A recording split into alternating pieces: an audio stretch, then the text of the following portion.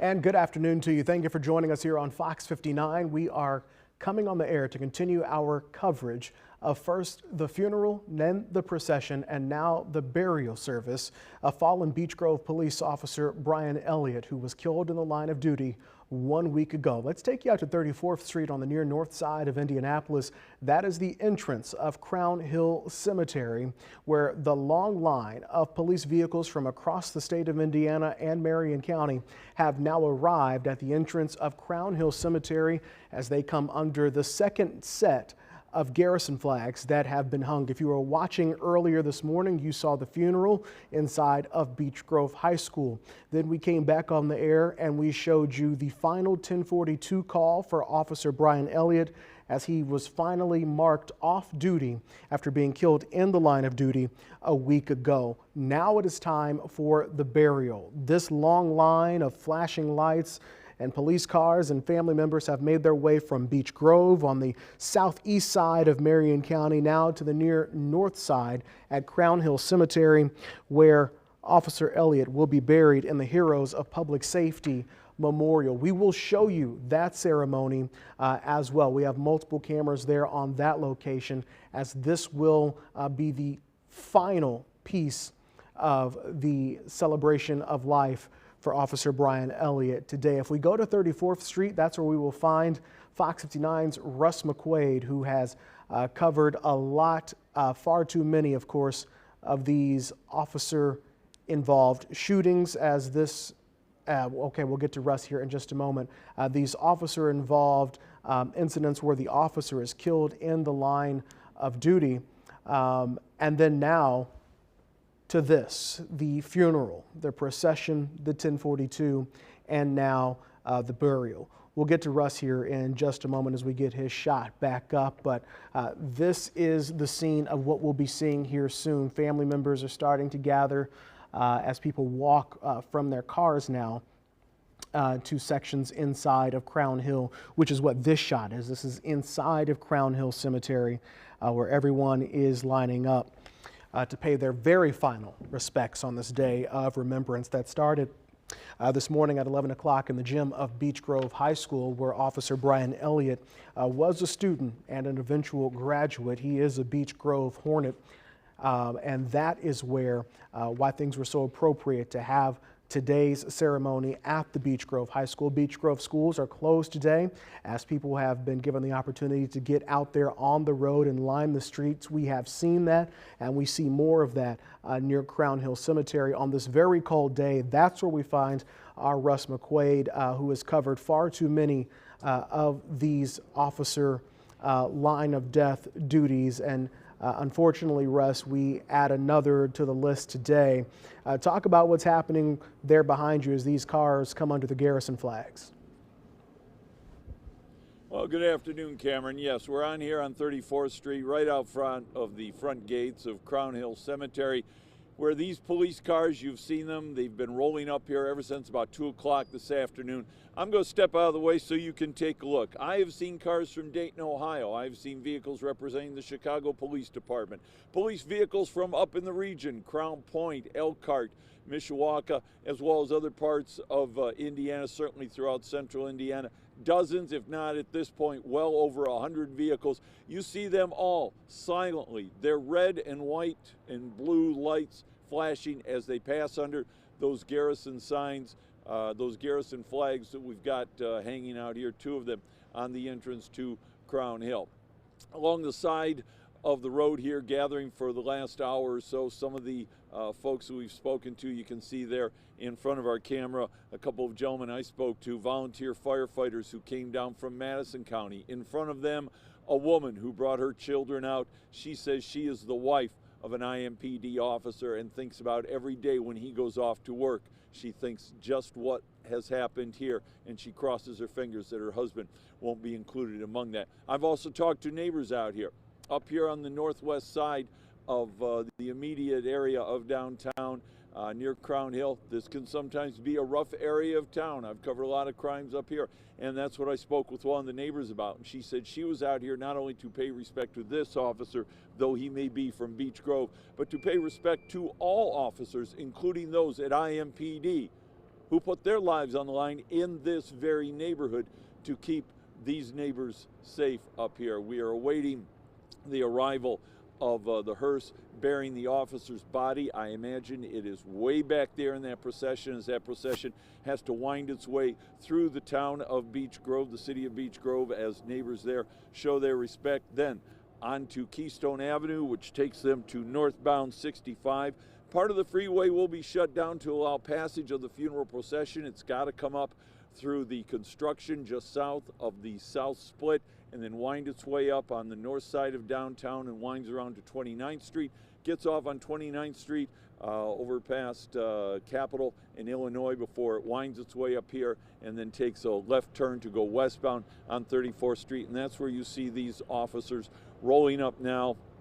Crown Hill Cemetery, the Heroes of Public Safety section of the cemetery, sacred ground, if you will, set aside for those officers who have died in the line of duty, most often attempting to protect their neighbors, the people of their community. They rose their hands to serve and protect, to put their lives on the line, often for strangers they don't know. And of course, that's what happened to Officer Brian Elliott 1 week ago this day when he responded to a call of a woman crying for help. She was saying literally, "He's going to kill me." And as I interviewed a former SWAT team officer this week, there's no way to go into a barricaded door except to go straight on through that barricaded door. You can't go into it from the side. He went straight on, and that's when he was fatally wounded. Another officer by his side also suffered a leg wound. The suspect taken into custody. As you mentioned, Cameron, yesterday there was visitation over at Beech Grove High School. I attended that. Hundreds of people lined up for hours to pass through the gymnasium there at Beech Grove High School where the funeral service was held to pay their respects, and many of them officers saying that they have traveled great distances, or if anything should happen to them, they certainly would expect that Brian Elliott or one of his comrades would have attended their services, and that is the best way they can show their respect for a fallen officer. This is what Indianapolis, this is what Indiana does when we have lost a public servant like this. As you are right, Cameron, I've covered an awful lot of these over the years. And of course, the most recent one we lost in Indianapolis was Brian Leith in the year 2000. For the city of Beech Grove, the officer they lost most recently before was William Toney, and that was in September of the year 2000. Brian Leith was just 5 years ago in 2020, and that happened during the height of the COVID epidemic and the pandemic. And what was significant about that funeral procession, that service and that procession took place out at the track at the Indianapolis Motor Speedway. We were there high above the front straight because of COVID separation, and that was very impressive to see all the police cars lined up and following around on the track of the Indianapolis Motor Speedway as officers then paid respect to Officer Brian Leith. And now in Indianapolis and in Beech Grove in Marion County, we've also suffered another loss, and this is how the state of Indiana and the profession shows its respect for the loss of an officer. Chad, I'm going to ask you to pan to your right and show us that lady over there on the other side of the road. You'll be able to see some of the folks that have come out, and she says she's holding up a sign over there across the street, and it's a sign that says simply, "Thank you for your service," and another woman standing next to her holding a small American flag as a Beech Grove Police Department SUV rolls by. So Cameron, that is the situation out here. I would expect that this procession and the services, Graveside services inside the cemetery at the Heroes of Public Safety section, that's going to take at least another hour, maybe even 2 hours to finally complete. It's not too late if you want to come out to this side of town. And Chad, if you can pan towards the front of Crown Hill, you'll be able to see various police officers up there. We saw the motorcycle drill team, it's up there and to the left. And if you can look inside, you can see as the cars enter Crown Hill, they're veering off to the left and even climbing the hill back to the Heroes of Public Safety section. So we've got a lot more vehicles coming. We're of course waiting for the hearse and the family, and everybody is moving inside of Crown Hill where they will pay their final respects during a graveside service to the fallen police officer from Beech Grove, Brian Elliott. Cameron? Russ, you talked about Officer Brian Leith, and there are a lot of similarities in this situation to how Officer Leith was killed in the line of duty. Another fellow Southsider who went to Southport High School, also responding to a line of duty situation like this, a domestic violence call, and was shot through the door. So this brings up a lot of memories for people there on the south side. Beech Grove just up the street from where Officer Leith was, and now in a similar situation again. As you've talked to police officers your entire career, all these officers that are in line, they've never met Officer Elliott, but could you explain why, when they explain to you that this is something that they stop and do, they've got their other duties, but they have to come and pay their respects on situations like this?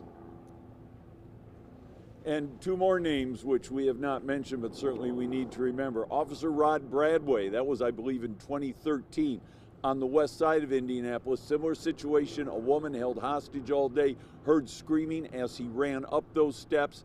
There was no time to wait for the SWAT team to make a dynamic entry. He went in through that door and was fatally wounded. Then about a year later, Perry Wren over at 34th and Forest Manor, responding to a report of a man with a gun. He comes up on him in an alley. A man has his girlfriend in front of him, using her as a shield.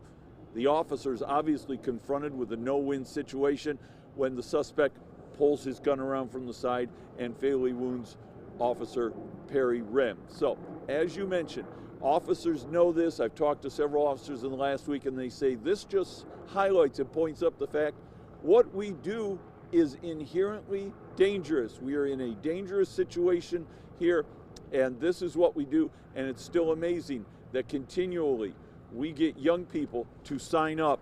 We're going to take a look down the street, to sign up and take on the responsibilities of this job, knowing that potentially that could be them one day that put themselves on the line.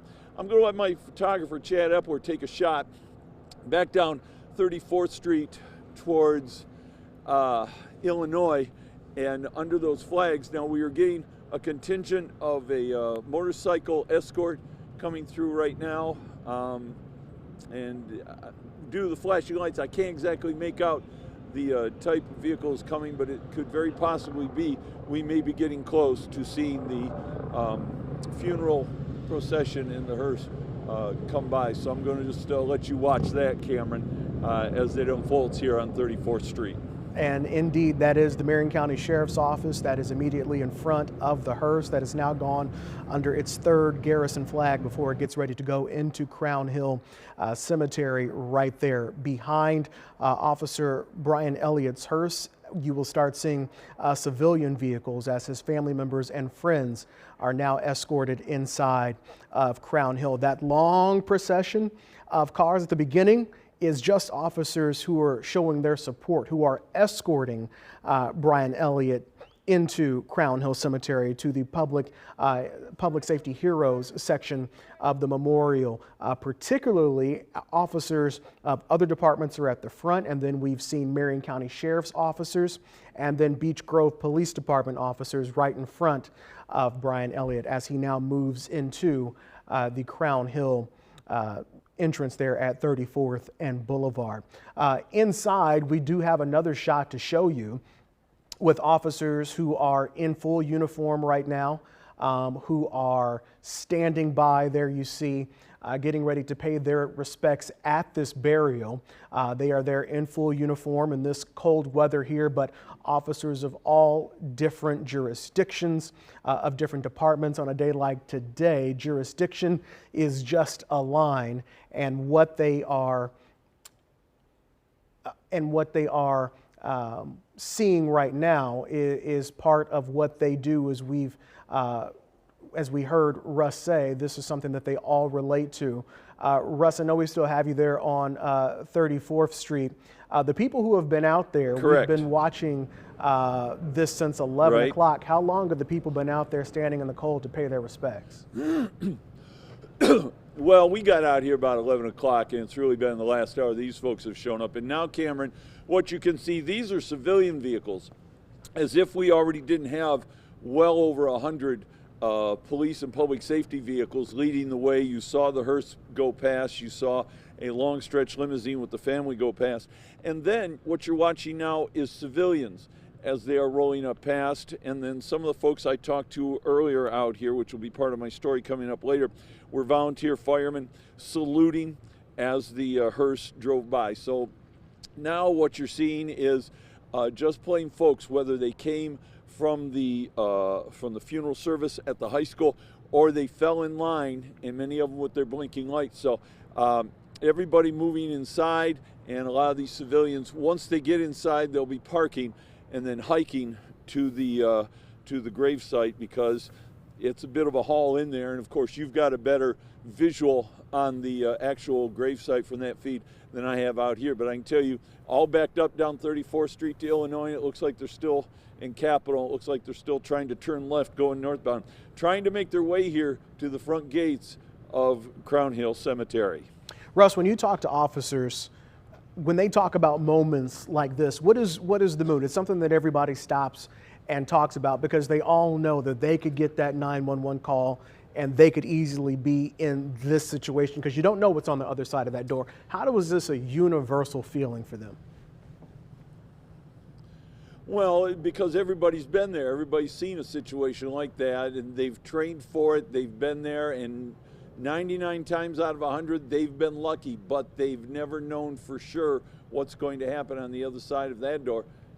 I mean, I can tell you, I guess I can tell you this story, because back in the day when I came here and was working at WIBC and I had the long hair and the beard and I looked like a narc, I used to go out and ride with the narcs. We used to kick indoors. They did a lot of the kicking, I did a lot of the following. And this was back when they weren't wearing bulletproof vests. You never really knew what was on the other side of that door. You took a calculated risk.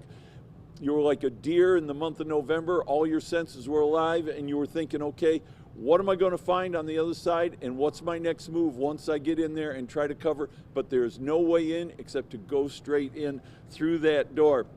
And as far as you see all these civilian vehicles rolling up here, and one of the folks that I talked to, and I've talked to many officers yesterday, I said, what is the impact on the families of the fallen officer? And they said, one, they probably won't remember a lot of this. I mean, they'll remember it in general, but they've got so much going on this week and so many people talking to him that you can talk to them 6 months, 2 years later about things, and they won't even remember that that's what happened, because they've got such tunnel vision on what they're trying to deal with right then. But two, they say what is always significant is when that family rolls behind that hearse and they look out and they see folks on street corners holding up signs, kids coming out of elementary schools to wave, hold up flags, ribbons in the air. That's what really sticks with a lot of the participants in an event like this. When you ask, the police officer, how do they respond to this? The thin blue line doesn't break. It buckles, it bends.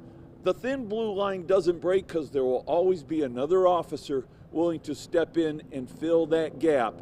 And that's what they're doing out here today. They are not only filling that gap, they're renewing that commitment, especially at a time when it's getting harder and harder for police agencies to fill the ranks with new recruits to replace the retiring officers or the officers that have just had enough and said, this isn't for me. This is an actual opportunity to represent not only amongst themselves, not only to the community at large, but also to individuals, perhaps young people that are thinking about, maybe 17 years old, do I really want to do this? Do I really want to have a career in this? But if they show them this is the type of unity and support you can expect even on your worst day, then this is perhaps the type of job and the type of role you want to take on to protect your friends and family and your neighbors. Well, and Russ, of course, the most recent officer who was killed on the line of duty was not shot, but was hit by a vehicle on I-69 in Delaware County. Officers from the Delaware County Sheriff's Office will be on site today to literally and figuratively pass the baton of carrying the weight of the department with the most recent officer who has been killed in the line of duty. That now moves to the Beech Grove Police Department, and as you alluded to, this is something that unfortunately is part of the job, so we know that this will happen again. Of course, we don't ever want that to, you don't ever want that to be your department or to be you or someone that you know, but the reason everyone shows up here is that they all know that this could be any of them, whether they're responding to a domestic violence call or, as the officer was in Delaware County on I-69, responding to a car crash in a snowstorm. And tragically, while a case like this certainly gets our attention because of the inherent violence and the risk of it, a lot of officers are injured or even lose their lives across America every year, and Indiana State Police know that. Indiana State Police lose more troopers to accidents because where do they work? Highways. When do they work highways? During bad weather. During the weather we've had just since the 1st of January, I mean, we have had several police officers, state troopers, on accident scenes where somebody has run into their vehicle or injured them or they've barely escaped. So just inherently, it's a dangerous profession to be in. Even if you never drew your gun to track down a suspect down a dark alley or kicked in the door, sometimes it's just being out here. Because what do? They go out in bad weather when we tell everybody else to stay home. They're up on the toll road, they're on the road, they're into flooding situations, they are in difficult, disastrous situations because somebody's got to go forward and do that job and get those people out of there. That's what they do. It's inherently dangerous, whether it's a police officer, whether it's a volunteer fire department fireman, whether it's a conservation officer working for the DNR. They put themselves in harm's way with the best training. And you want people that can do that, people that won't panic on a split-second notice like that, who can react, depend on their training, and do the best they can. But at the end of the day, it's an inherently dangerous job, and yet people still sign up and want to be part of that proud profession. Well, Russ, you talked about officers being injured. You don't have to be killed in the line of duty. You can also be injured, and that is actually what happened a week ago today. Another officer was responding with Officer Elliott, was shot, was taken to the hospital, and has since been released, but we haven't heard a lot about that officer, presumably at their request. What have you heard about that situation and why maybe that officer has chosen to stay out of the limelight? Because we haven't even heard their name, but they too responded to this exact same call, but fortunately survived their injuries. That officer was the backup officer going in with Officer Elliott. He was wounded in the leg, treated at Eskenazi Hospital, released after a couple days. He'll make a full recovery. It's up to the department and to the individual officer if they want to be publicly identified. There was a court hearing last week for the suspect in the case. The judge made it very specifically clear she did not want to hear that officer's name or the name of the woman who was in the apartment calling for help. She didn't want to hear those names. She didn't want to read those names. She certainly didn't want to see those names printed or reported publicly. So there are various reasons why people choose not to release the names of others, folks involved in situations like this. It highlights, though, the magnitude of what can happen when you have so many people who are responding to these 911 calls. It may not just be one person. You have firefighters, you have EMS, all people who are walking up on these unknown calls for help. In this case, a woman who was screaming for help on the other side of a door in a domestic violence call. The pictures that you're seeing and the sounds that you are hearing right now are from inside of Crown Hill as we approach the Heroes in Public Safety Memorial. The bagpipers are playing. You will see a riderless horse. You'll also see a 21-gun salute. The song Amazing Grace and Going Home will be played during this service. As you see, officers who right now are serving as the pallbearer escorting the hearse to the location which will be the final resting place inside of Crown Hill Cemetery. Just down the way, you see officers outside of their cars who are standing, preparing to accept Officer Elliott at his final resting location there at the Public Safety Heroes Memorial as they now get walked inside of the main gates. We have another shot that I'd like to show you as that when actually it's getting ready to pan away, but they'll be getting ready to welcome the hearse down the way in just a bit. Crown Hill Cemetery, quite large, and so it does take quite a while to not only get to Crown Hill, but to get through Crown Hill on this very cold February day. Russ, out there on 34th Street, have we reached the end of the line? It doesn't look like we have, as I even see an ambulance there. No, well, no, we have. We're only a handful of. There's only a handful of vehicles left, Cameron, here on 34th Street entry. I'm watching traffic flow southbound on Capitol and the other streets back to my east. So I will step out of the way as you will see the last handful of vehicles make their way inside to Crown Hill Cemetery, and then we'll pick up the story as you have, Cameron, from inside at the Graveside services as hundreds of vehicles, both civilian and law enforcement. Russ, thank you. We know we'll watch you today coming up on the news at 4. You've got a story that I know you're putting together, so thank you for making some time to be a part of this portion of our coverage for today. You'll see Russ again coming up on the news first at 4, which is now just a little bit more than an hour away. But right now, our continuing coverage continues inside of Crown Hill Cemetery as that hearse moves ever so closer to its location, where officers from across the state, across the city, across the county are standing there in full uniform.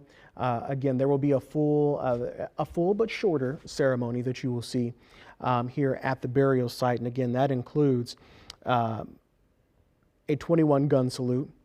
We've heard the bagpipers.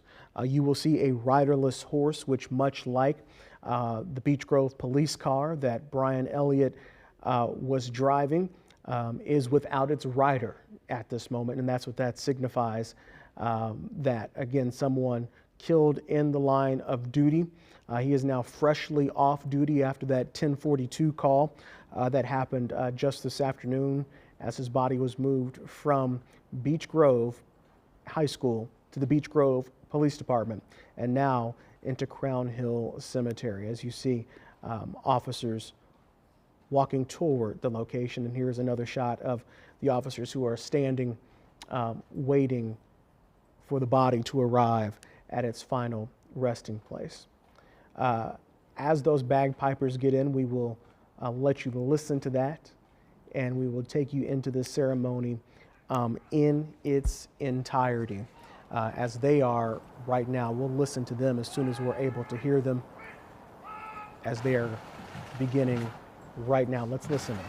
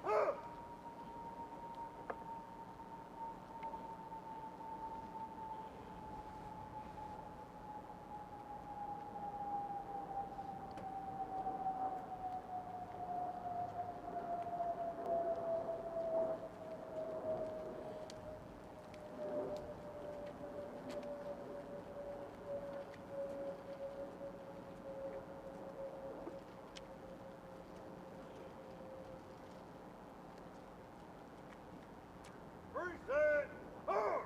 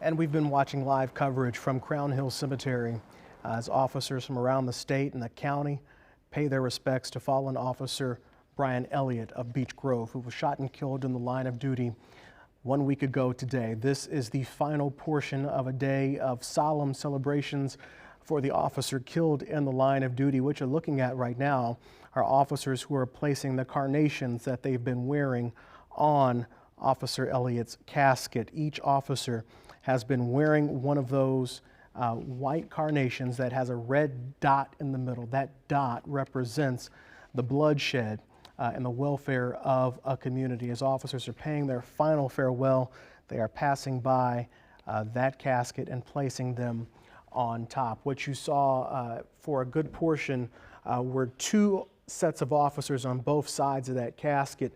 One side was officers from the Beech Grove Police Department, the other from the Delaware County Sheriff's Office. That is because Delaware County had been home to the most recent officer killed in the line of duty. They have literally now passed that flag, that baton, and that title, and the weight and responsibility now to the Beech Grove Police Department, who will hold on to that flag until, unfortunately, it would have to be passed along again to another department here in Indiana. Officer Brian Elliott was just 33 years old, just celebrated a birthday on January 28th. He leaves behind his wife, Erin, and his parents, along with members of the Beech Grove Police Department, the Marion County Sheriff's Office, and Eskenazi Police, all today who are showing up along with officers from around the state, fire departments, EMS, for their fallen brother killed in the line of duty. Our coverage for now will end, but we are only just beginning. Coming up here in a half hour, Fox 59 News First at 4 will begin with Raphael and Aaliyah. They will have the very latest on what has happened today and reaction from people who are on the ground, from our reporters Max Lewis, Russ McQuaid, and Jesse Wells. We thank you for watching our coverage as we remember Officer Brian Elliott on Fox 59. I'm Cameron Riddle. Have a good afternoon.